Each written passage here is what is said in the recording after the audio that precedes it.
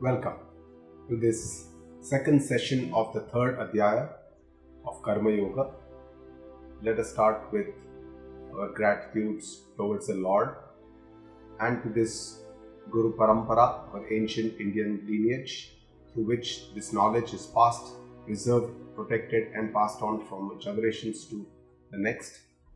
I'd like to pay my respects and tribute, humble respects to my Puja Guruma, with whose grace I'm able to learn on this path and I'm able to share this understanding with you.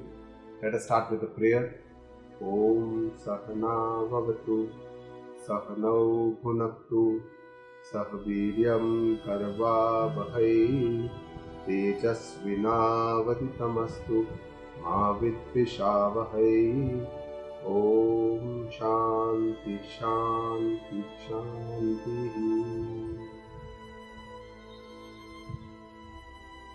So we are discussing what is Karma Yoga, and as you know,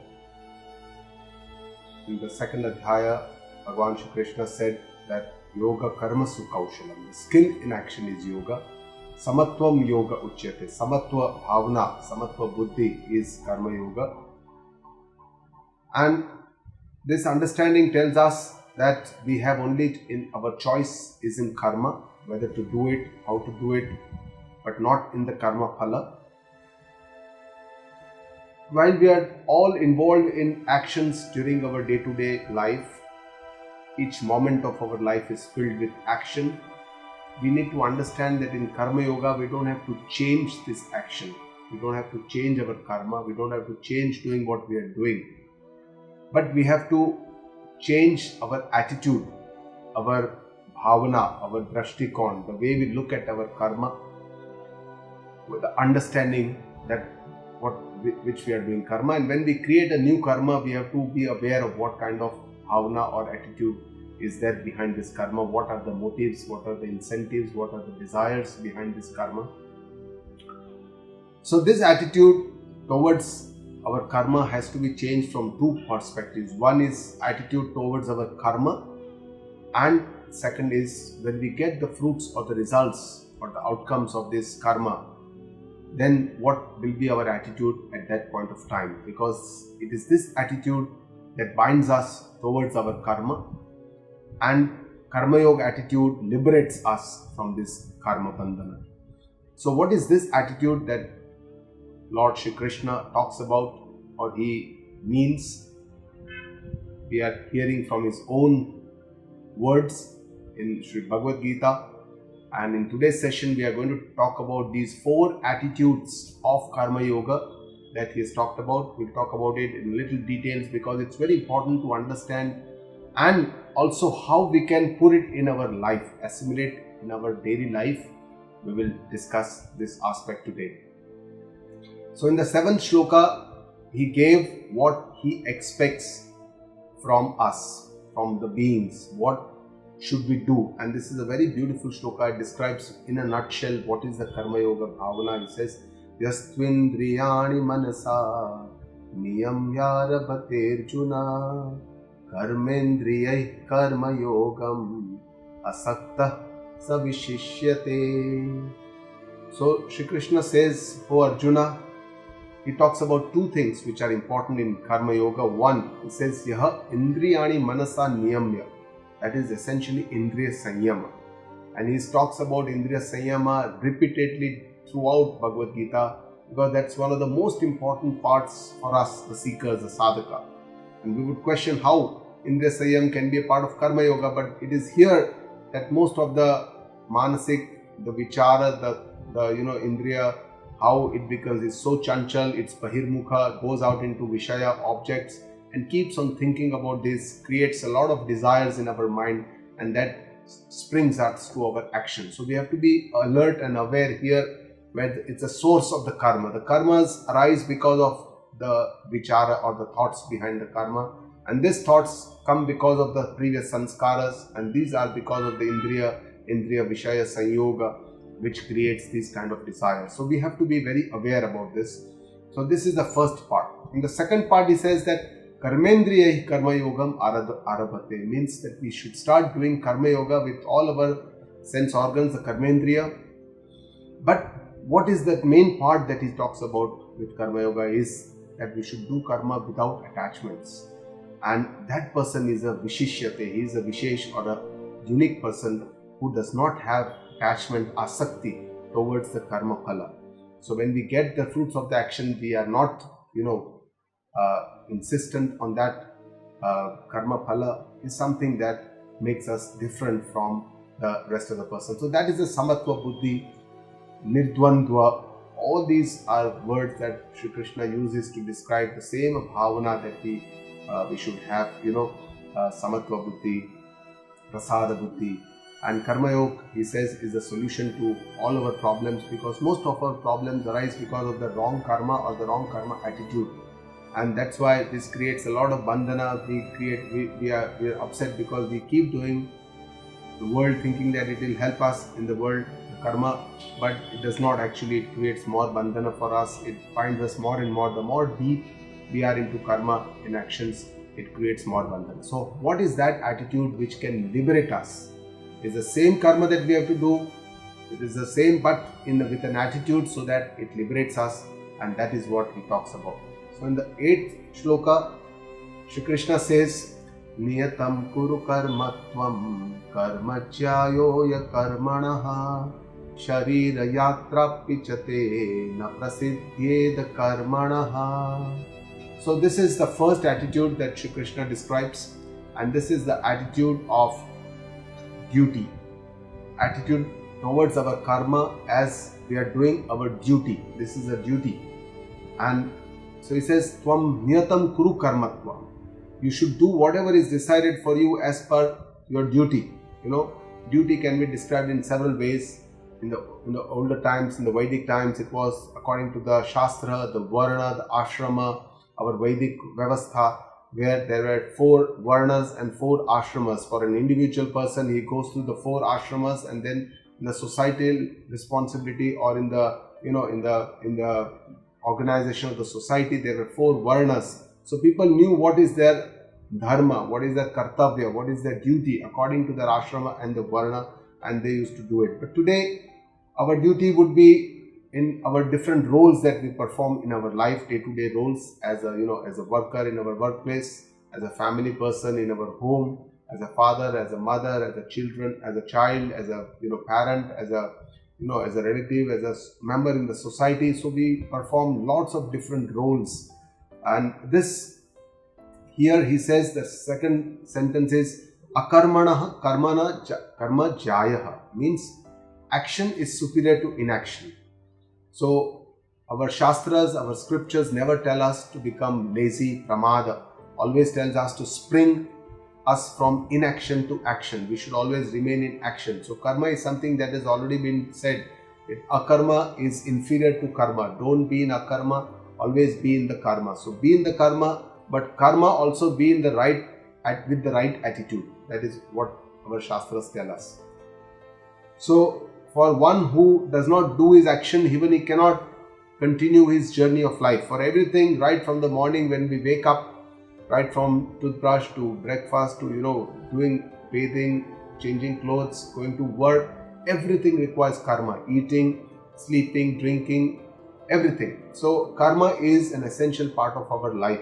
No sharira yatra or our life can go on without karma. And this is true for all the beings. If you see everywhere in the cosmos, all the beings, even in the nature, there is motion, there is karma. So karma is essentially motion. And most of the animals are also involved in karma all throughout their time.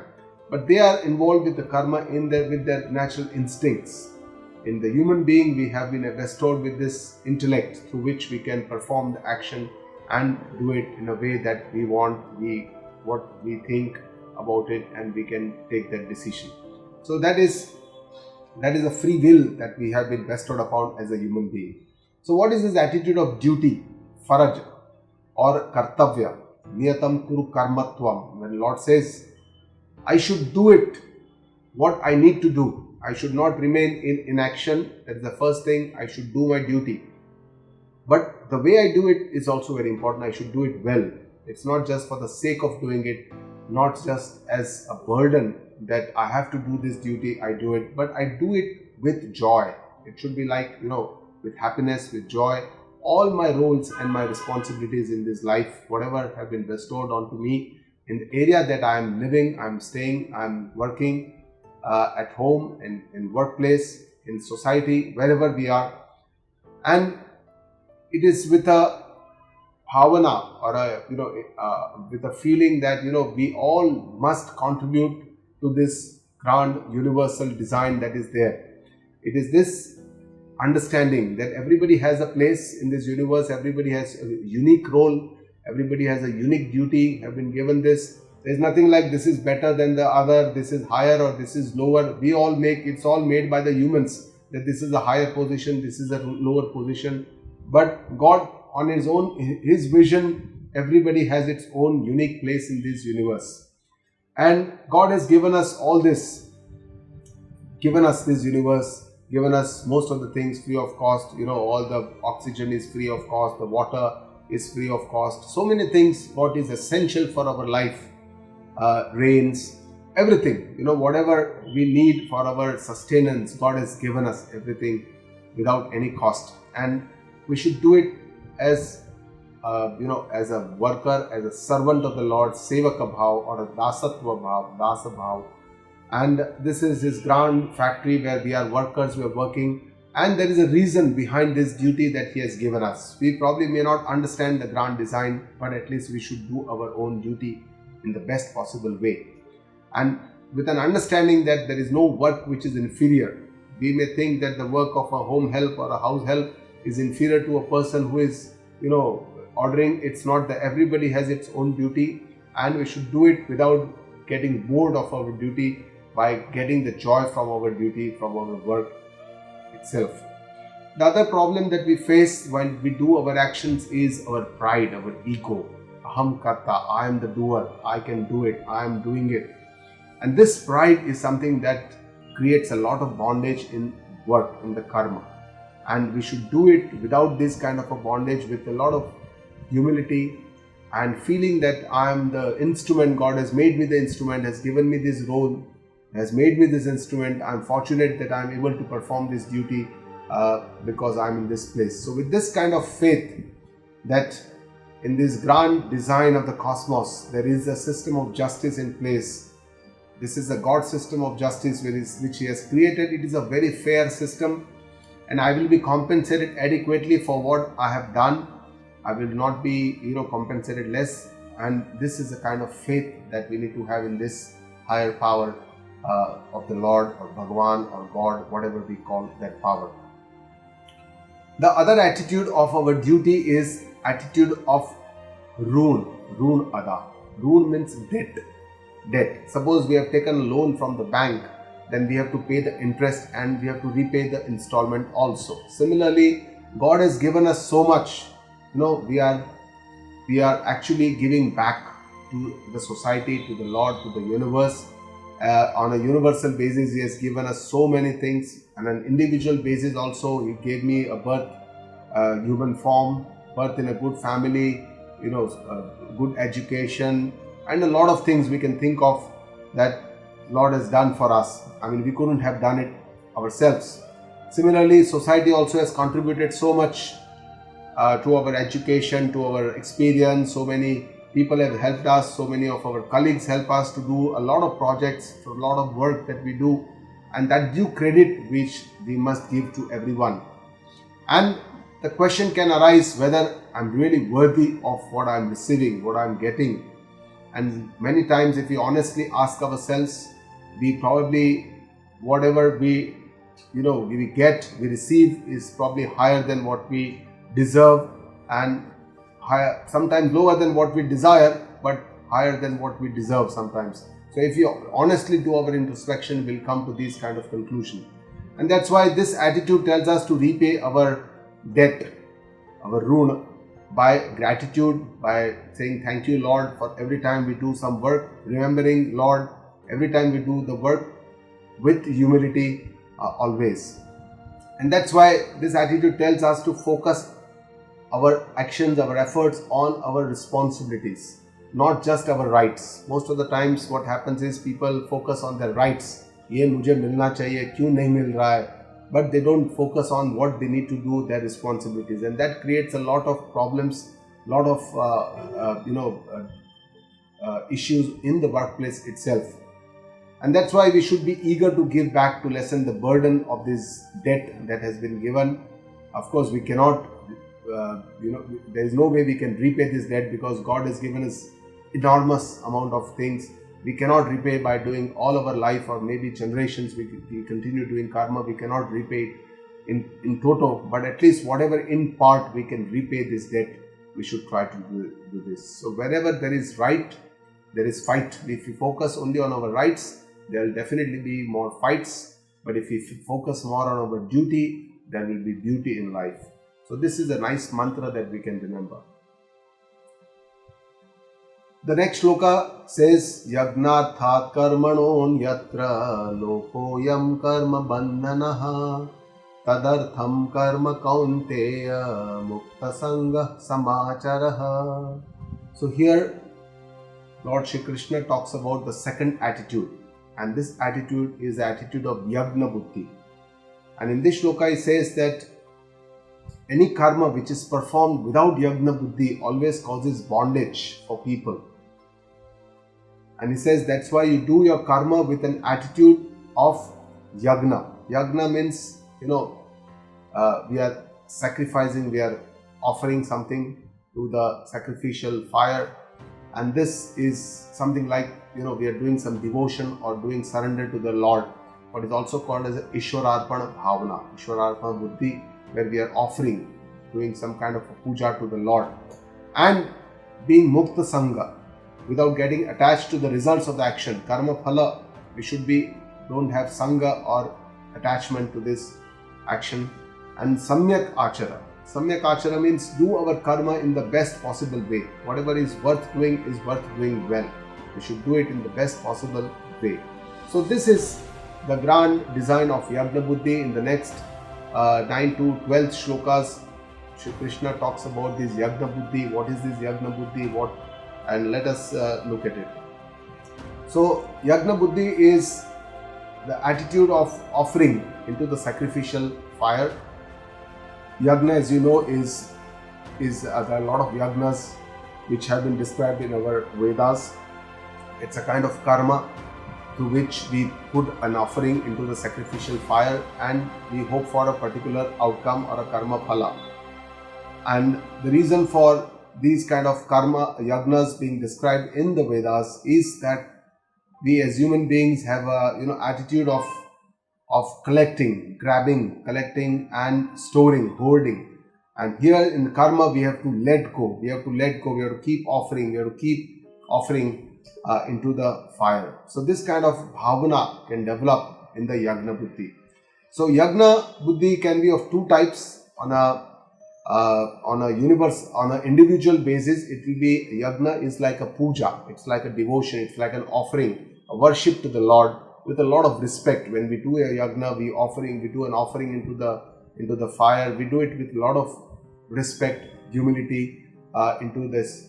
So this is out of gratitude and without any transaction, without any saying that I'm doing this, so you give me this. This is not the transactional way, but it is out of gratitude that Lord has done so much for us, so we are offering this to the Lord. So at this time, every time whenever we offer, we take the name of the Lord, Nama Smarana. Similarly, whenever we do any karma in our life, in our workplace, in our at home, whatever we do or wherever new kind of event or new project or karma we take up, we should also do it with offering to the Lord as a smarana, as a Ishwararpana Bhavana. And we should do it without expectation and appreciation, because when we do a yagna, we don't expect that there will be some ichchit return. There may be a desire, but it is not that I must get this, only then I will do the karma. That is not the way people do karma or the yagna. So there is no expectation. Whenever we are doing a duty, we should do it in such a way that we don't expect anything out of it. Otherwise, we feel that we are doing so much and people are not thanking me for my duty. it's a thankless job. These are the kind of things that we think regularly in our workplace, that nobody praises me, and when somebody praises me, I get very happy about it. I feel very proud. But in my mind, I must say that this is my duty. I must also tell that person that this is my duty. You don't need to thank me. Everybody is doing their duty. Soldiers are doing their duty on the border. Nobody thanks them for those duties. So similarly, everybody does their own duty, and we don't require appreciation or praise for doing our duty. So that is the bhavana of the duty. Otherwise, what happens is that ego, that pride keeps bloating up and up whenever people praise us. So we want more and more of praise, and then there is a craving for praise, and then all the problems start. When people don't appreciate us, we feel depressed, we feel dejected, that nobody is appreciating me. I have done so much. Nobody's giving me any gratitude out of it. So Ishwar Arpana Bhav is the doing any karma for the Lord, and that is done with the joy in the best possible way that I can do it without any complaints, and accept the result as it is, just like a prasada buddhi. The second attitude of yagna is on a universal level. That the entire universe is like an yagna. Everything is happening like a contribution or an offering into each other. And this is a massive yagna where I must give my own little contribution. And this signifies a sacrifice to a bhavana, a feeling that I must give because I have received so much, and to let go of all the excess hoardings that I have, and to be selfless, to not to be very selfish, because human beings have this attitude of hoarding, of grabbing, of taking, always accepting rather than giving, letting go, or giving selflessly. So this is what this yagna buddhi imbibes us to do: more and more giving, make use of the opportunity in the best possible way, so that we can do any karma for the benefit of others, and in the process I will definitely be benefited. It's not that if I do something for others I won't be benefited, because when we do something for others, there will be two types of phala. As our scriptures say, one is drashta, one is adrashta. The adrashta phala is the punya that happens, that is not seen, but that it is in our account, it gets accumulated. The drashta phala is, there will be some benefit which will be accrued. Say for example, I will also learn in the process when I share my understanding with somebody. That is the learning that I have. That is the drashta phala. So we also will be benefited when we do selflessly for others. So this is a kind of a being humble, letting go of our ego, that I am the doing person, I am the doer, I have done this. This attitude also we should let go, and this also comes from the yagna buddhi. The next shloka: Saha yagna praja srushva purovacha prajapatihi anena prasavishyadhvam meshavostvishta kamadhuka. So here Bhagavan Shree Krishna says that this yagna updesha, yagna buddhi, this updesha was given at the beginning of the formation of the universe by none other than Brahmaji. Brahmaji, as you know, Prajapati, who is the first Purusha, or the Pratham Purusha, who was the first person to be born in this universe. Saha Yagna Praja Sruštva. When this universe was created, along with this Yagna, Brahmaji had already said, Anena Prasavishyadvam. With this Yagna, all of you would attain Vriddhi, growth. And Esha Vah Votishta Kamadhuka. Means this Yagna will also grant you all your wishes will be fulfilled, all your desires will be fulfilled by this Yagna. So you keep doing this Yagna, it will help you, because it will help you grow, because it will mature you, and also your desires will be fulfilled, liberated through this Yagna. So this Yagna buddhi is nothing new. He says it was given by Brahmaji at the beginning of the universe. The next shloka: Devan bhavayatanena te deva bhavayantu vaha parasparam bhavayantaha shreya paramavapsyatha. So here he says, with this yagna you will please the deva. All the devatas will be pleased when you perform the yagna. Somebody wants to please a particular devata, they perform a similar yagna accordingly, and then they would please this devata. And those devatas who get pleased by these yagnas, they will also give you your desired fruits or actions, and they will make you happy. Parasparam bhavayanta. By making each other happy, there is this opportunity to grow, to progress, and Parama Shreya Avapsyatha means you shall achieve salvation, the Shreya Marga, Parama, that salvation, that freedom, liberation you will achieve by creating this, Antakarana Shuddhi, an opportunity to grow by Paraspara doing Yagna and pleasing the Devtas. And this Yagnas, there are three types of Yagnas which have been described, and all three are interconnected. One is the Adi Bhautika. Adi Bhautika means whatever we can see, the Sthula Jagata, all the objects, all the human beings, everything that we can see in the nature, that is called the Sthula. The Adi Daivika, the Sukshma Jagata, something that we cannot see. These are all the energies which work in this universe, which are not seen, something like a hardware and a software. So this on a samashti level, on a universal level, these are the Devatas. All the Devatas, they prakrutta through energies into all the beings. And on a Vyashti level, on an individual level, this is the Sukshma Sharira, all our Indriya, Mana, Buddhi, all the Shakti, all the energies that we have in our Sthula Sharira is also Adi Daivika or Sukshma Jagata. When the Indriya goes into the objects, this is also, kind of a Yagna. Everything is a Yagna. In the 4th Adhyaya, Lord Shree Krishna describes all the 12 different types of Yagna, Indriya Yagna, the Atma Sanyama Yagna, and a lot of other Yagnas also. And the third one is the Adhyatmik Marga. The Adhyatmik Marga is a spiritual path where we are actually transcending this Sthula and the Sukshma Jagata and going into this third dimension, which is the spirit, which is the, the foundation, which is the consciousness, which is the existence itself, on which all this, there is the dance of this Adi Bhautika and the Adi Daivika Jagata. So that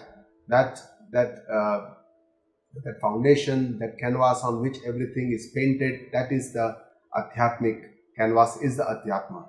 So in the Yagna, as we discussed, we have to contribute, give some Tyaga. So Tyag Bhavana develops right from the childhood in the Vedic era by doing this Yagna.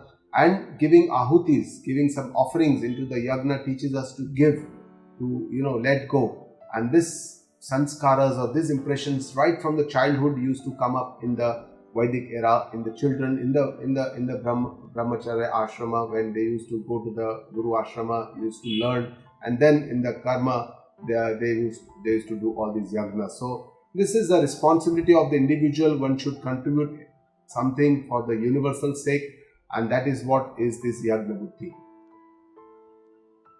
So Yagna Buddhi again teaches us to think about others, to becoming more selfless rather than being more selfish. Human beings' natural tendency is to think about our own self and our family, close to our family. So we are all made selfish, but how we can become selfless, because Karma Yoga is to become from Sakama Karma to going towards Nishkama Karma.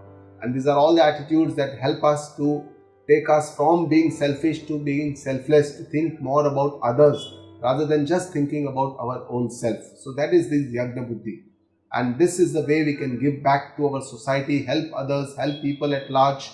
And this essentially will not create bondage, because this is done not just for my own self, but this is done for others, for the society at large.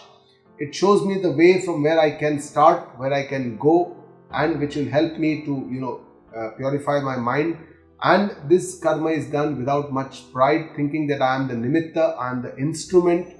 So during Yagna Buddhi, one doesn't do it with a lot of ego, or does with humility, and considering that I am fortunate, God has given me this opportunity.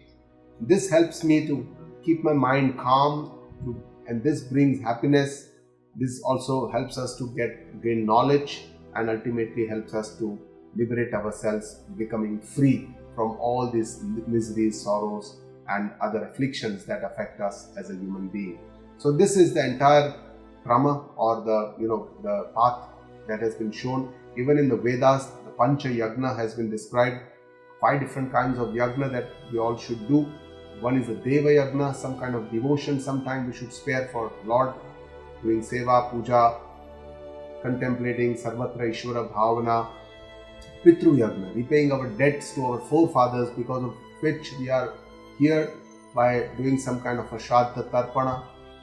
Brahma Yagna. Brahma Yagna is the Gnana Parampara, repaying our debts to our Rishi Munis who have propounded this Gnana which has been passed on, and this can be done by Shastra Abhyasa, to do it and to share it with others like Sri Bhagavad Geeta, Bhagavad, Ramayana, Mahabharata, Upanishads, all these, if we keep learning, doing some self-adhyaya, swa-adhyaya, this will also help us to do this Brahma Yagna or continuing this Gnana Parampara, because once we understand, our next generation, our children will also understand. There will be sanskaras in the home also. And Manushya Yagna, help other people at large, the guests who come, Atithi Devo Bhava, neighbors, friends, society at large. And finally Bhuta Yagna, helping other species apart from human beings. And a lot of people, think about a lot of other animals, birds. There will be people who will not take dinner or lunch without putting something for the crows, without feeding the cows. So there are a lot of people who always think about the other beings, and that is also Bhuta Yagna. So some part of our time should be for this Bhuta Yagna also. So these are the 5 Yagnas described in the Veda. The next shloka, Shree Krishna says, Ishtan bhogan hi vo deva dasyante yagna bhavitaha tairdattana pradayabhyo yo bhumte stena eva saha. Here it says that Devatas, those who have been delighted by the yagna, they will give you the desired fruits, whatever you desire. Ishtan bhogan hi dasyante yagna bhavitaha tairdattana pradayabhyo. Those fruits, if you enjoy without sharing with others, then you are a stena. Stena means a thief. That person is only a thief. So what this shloka tries to tell us, that whenever we do yagna, whenever we do any karma with yagna buddhi, there will be some fruits or results of the action, karma phala. And if we enjoy these fruits by ourselves, becoming selfish, then we are a thief, because a lot of people have helped us to achieve this. The entire cosmos has helped us to do this karma, and if we just enjoy these fruits of action on our own, then certainly this is the most selfish way we can think. So that is what this shloka says. The Swarthi Jivan, the selfish life, is the Bhoga life, where God does not like this selfish action, and He has deprived this kind of a life which depends on all the bhogas and the greed and lobha, moha and just bhoga. So a life which is just lived in bhoga is a selfish life. Life which is lived in yoga. Yoga means to unite, some kind of a yoga buddhi, yoga bhavana, yoga sadhana, means when we do anything to unite with the Lord, higher power, that is a yoga sadhana. Whereas we are in the bhoga, means all the sensual pleasures, that kind of life, a selfish life. Just because I like this, I want this, I should go do anything for that. That is something that is always not God does not like this, and Shree Krishna has very clearly mentioned this in Bhagavad Gita, that we should think about others, do our yagna karma, yagna buddhi. One who just takes from the universe and does not give back anything to this universe is like a thief, he says. And with such a selfish life, there is no upliftment, there is no betterment, there is no antakarana shuddhi, there is no purification of the intellect. And then with this kind of a life, bhoga life, where we remain in our sensual pleasures, there is no indriya sanyama, there is no, there is a lot of attachments. And if we remain and live a life like this life cannot achieve the ultimate human potential that this life can achieve possibly. What is the ultimate goal of our human existence? So that is a life which is what Lord Shree Krishna is going to talk about in the next shlokas. In this shloka, he talks about the third attitude of Karma Yoga, that is the Prasada Buddhi. Yagna Shishtashina Santo Muchyante Sarva Kilvishaihi Bhunjate Te Tvagam Papa Ye Pachantyatma Karana. So this is quite a famous shloka of Sri Bhagavad Gita, which is recited by many people before they take their food. And this describes the Prasada Buddhi, the third attitude of Yagna, of Karma Yoga. Sri Krishna says, whatever remains after Yagna Karma, the Karma Phala, which we should accept this as a Prasada Buddhi. And if we eat this, like a prasada buddhi, is relieved of all sarvakil vishay punjate, means he is relieved of all the sins. There is no papa karma. But those people, those sinful people, papaha, those sinful people who cook for their own self, pachanti atma karana, just they cook their food, means that they do karma only for their own self, then these are the people, they eat only sins. They tu agam gunjate, means they only eat sins, means they only get sins, they only papa prapta karte hai, means that they only get sins. So here, this is the prasada buddhi that Shree Krishna describes here. That means whenever we get any karma phala, whenever we do any work and we get the results, we should try and share it with others, and we should not just cook for our own self, atma karana, and that may cause more papa. So prasada buddhi essentially means to see karma phala as prasada. Now prasada is the offering that we get when we go to the temple to pray. Then this prasada is given to us. Now with this prasada we have a certain buddhi. Number one, we never insist that this should be the prasada. Whatever is the prasada, we will accept. That is the first buddhi. Whatever is there, we accept it completely without any questioning. No, why today there is no shira? Why it is this? We never question like this. So whatever they give us, we accept it wholeheartedly, humility. Whatever little has been given, we never say no, give more, give more. We are not selfish. The third thing is that from prasada, we always, even if it's a small amount, we try to share with our family. Whatever little thing we will give. Okay, did you have prasada? You must have it. Okay, you have. So this is the prasada buddhi. And to see the karma phala as a prasada is an acceptance, a buddhi of acceptance and sharing. These are the two aspects of prasada buddhi. That first is whatever happens, whenever we do some action and whatever happens, say some situation arises which we had not expected, number one, we first have to accept it. Most of the times we are in a denial mode, we don't accept what happens to us, and that creates most of the problems. The second is, whatever is given to us, we should try and share it with others. And while doing karma, we should have an Ishwararpana bhava, so that we can do it as a nimitta matra bhava, we can be egoless, and we can do it with a samarpana bhavana, surrender to the Lord. Nama Smarana, think about the Lord all the time when we are doing the action. But when we get the results, while we receive the results of the action, we should have this prasada buddhi. Prasada buddhi means acceptance, samatva bhavana. Whatever is, we accept it without raga, dvesha. Raga and the dvesha are the main source of our root cause of our problems, because they create a lot of our sanskaras from the impurities or the ajnana. So this raga dvesha have to be neutralized, and that is the main part of the Karmayoga sadhana. The main portion of the sadhana is to neutralize these strong likes and dislikes that we have developed over a period of time. We don't know how we have developed. It's a process which has happened inside us right from our childhood, since we have been brought up, since child. Then we have developed strong likes and dislikes. As we enjoyed the sense pleasures, we created this raga. Okay, I like this, I don't like this. So what is raga? I keep on to again having it. What is dvesha? I want to keep it away from me. So this raga dvesha have become so ingrained into us. And with the new karmas that we do and the new karma phalas that we receive, we again, pushta. Pushta means we increase our raga dvesha. What we need to do is that we have to neutralize our raga dvesha, and that can happen only when we receive the karma phala as a prasada buddhi, acceptance with the samatva bhavana, with the ishwararpana bhavana. We do our karma with this. So we don't be selfish, we be large-hearted, we share with others, and we don't complain about the results. We never complain about prasada. We never complain saying that nani ye acha nahi tha. It's always good. Whenever we eat prasada, it's always tastes beautiful. We always are very happy to receive it, very joyfully we accept it, whatever it is, we enjoy it.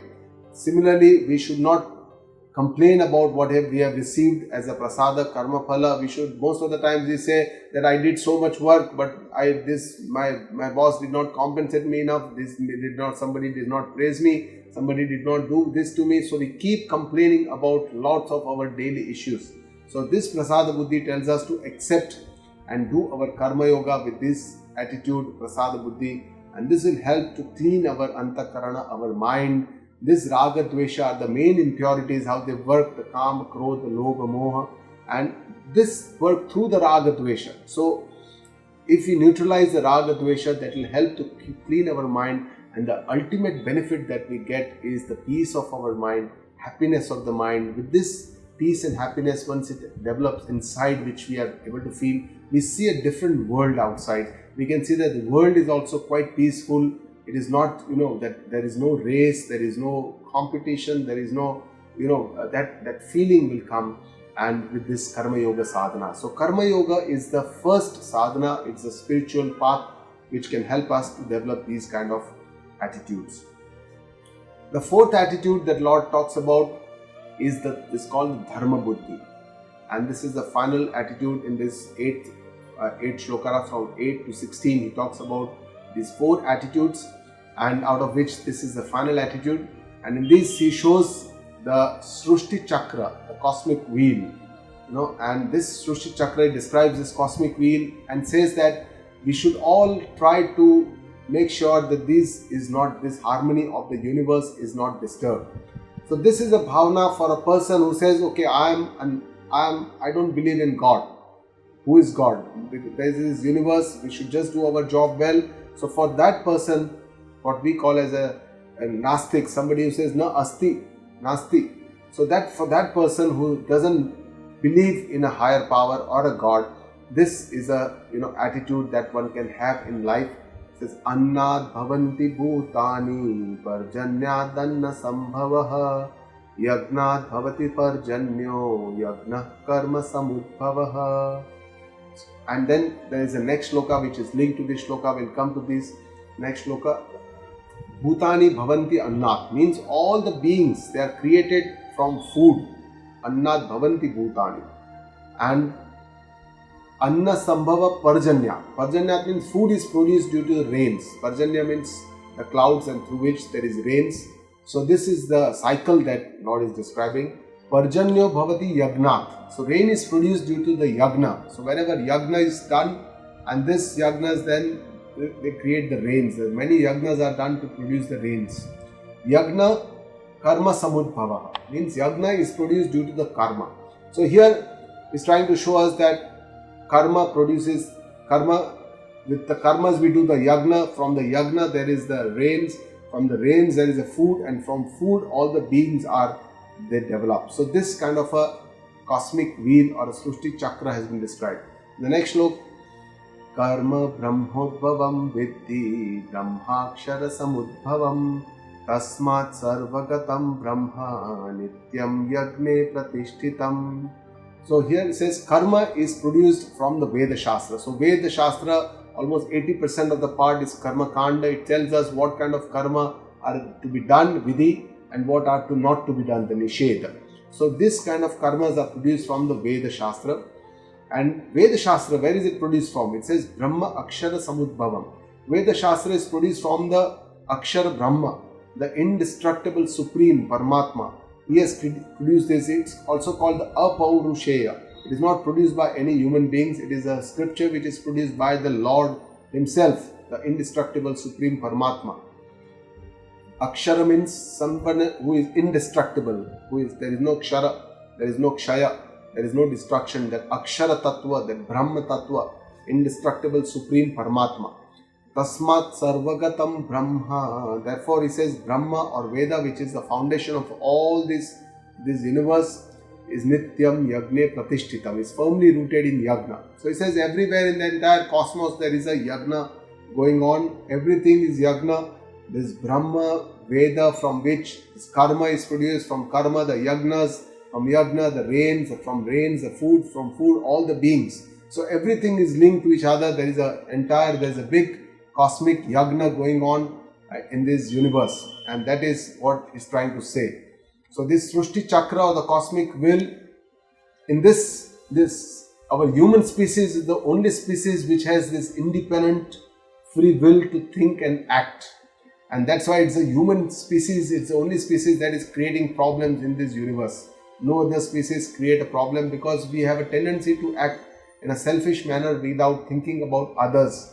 We act with greed, we act with moha, attachment, we act with selfish motives, and we always act in a short-term benefit rather than thinking about the long-term aspect or thinking about the long-term consequences of our actions. And that's why we keep creating lots of problems like the environment.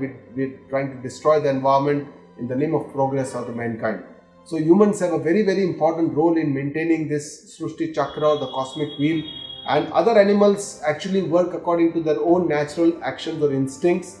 They don't have the free will, and that's why they don't create disharmony in this universe. It is only the humans who tend to create this disharmony in the universe, and that's why we have to be given a lesson by none other than the Lord Himself, who is giving us this lesson, how we should work, what should be our attitude, what should be our karma, and this attitude of Dharma Buddhi, of Srishti Chakra, is given by none other than Lord Krishna. So in the Vedic Jivan, the Sanatana Dharma, our life, the human life, was very closely affiliated with the nature, and the preservation of nature was the primary consideration for us. It was also very closely associated with God, and at every point of time, at every step, at every moment, there was an invocation of the Almighty. There was a worshipping of the five great elements, the Panch Mahabhuta, from which all of us, the human beings, have been derived, or we are formed. The Panch Mahabhuta, Akash, Vayu, Prithvi, Jala, Agni. And every moment of our life was a spiritual journey. This was our Vedic Jivan. But the modern life is far away from this. We have become so away from the nature. We have become so far away, we don't even sometimes feel the nature, the creation of the nature. We use so many artificial things, chemicals, fertilizers for producing our food. And this is creating or threatening the harmony of the universe at large.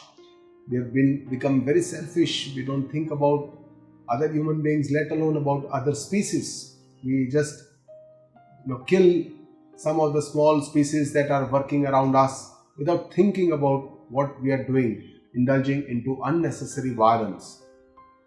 So we should think about the resources that we are going to leave for our future generations, and that's where this Veda or the Yagna Vidhi or the Karma and the Gnana, the Dharma Buddhi Udesh helps us to think about this entire cosmos, entire cosmic chakra, the Srishti Chakra.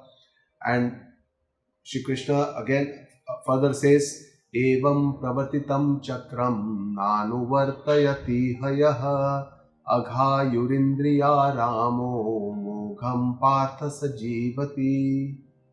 So he continues talking about this Srishti Chakra and says, one who does not perform his duties in this maintaining the harmony of this universal wheel or this cosmic wheel that is going on since ages, he just lives in his own senses, with his own sense pleasures, lives a very selfish life, a bhog life, leading to sins.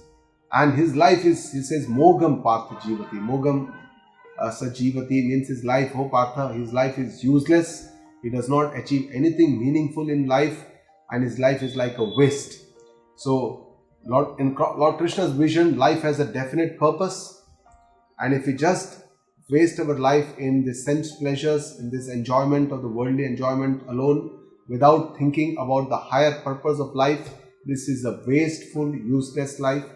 And he says we should live so that this universal harmony of this universe is being maintained.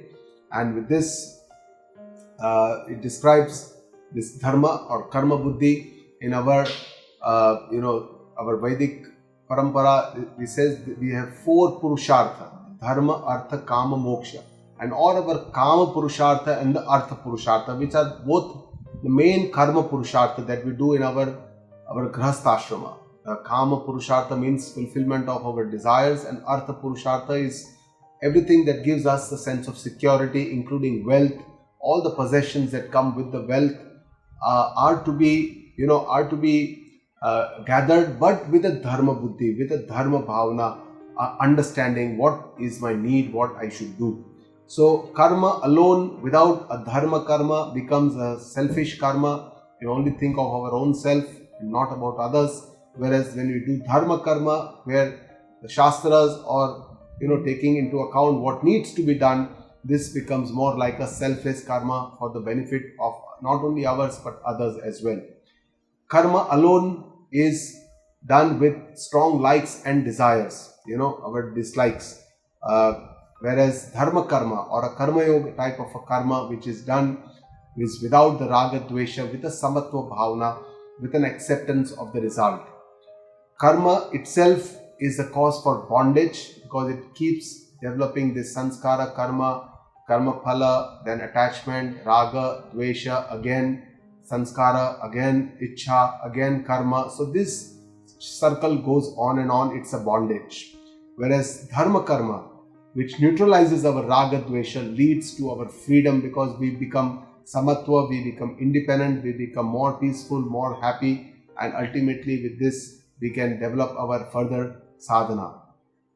Karma may lead to destruction of ourselves sometimes because a lot of selfish karma with strong bondages, rag, dvesha, can lead to anger, violence, and a lot of these kind of karma may lead to destruction of our own self, our own status. Whereas dharma karma always leads to upliftment because this is done for benefit of others without raga dvesha, and this will always help me in the form of purification of my mind, and this antakarana shuddhi will help us to uplift ourselves to the next level of our adhyatmic sadhana. Karma alone benefits only few people, including me or people closely associated with me, whereas dharma karma benefits people at large, the society at large. It's a much higher virtue according to Bhagavan Shree Krishna, and this is what he says. So this summarizing the 4 attitudes of karma yoga. While we are doing the karma, we should do it with an attitude of duty, attitude of karma, kartavya karma. Kartavya, this is my role, this is my duty, this is my kartavya, this is my farja. I have to do it, I must do it, I will do it with the best of my abilities, with joy, without complaints, and as I am repaying the debt like a servant of the Lord who has given me so much, with an attitude of gratitude. So this is the attitude of duty. The second attitude is the yagna. Yagna means we are offering it to the Lord, like we are doing a worship, we are doing a puja with the nam smarana, without much pride, ego, and ishwararpana bhavana, surrendering to the Lord, taking His name, remembering Him while we do all our actions in our daily life. That is the yagna buddhi. The third buddhi is prasada buddhi, and prasada buddhi is for the karma phala. The first and the second buddhi is for the karma while we are doing the action. Whereas when we receive the results of the action, whenever the results come, whatever, then we have to accept it completely as a prasada. We have to share it with others and enjoy this and fulfill ourselves.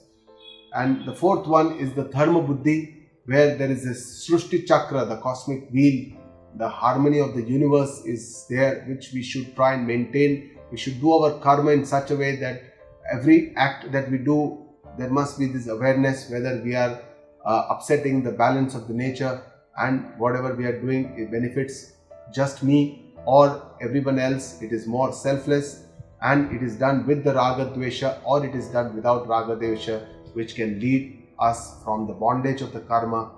With the same kind of karma, with a different attitude, it can lead us to more antakarana shuddhi, upliftment, and this karma yoga sadhana will give a lot of peace to our own self. It will give a kind of a satisfaction, a santosha, and this peace of mind can only be experienced. It cannot be communicated in words. With this, one can be more peaceful, more happy.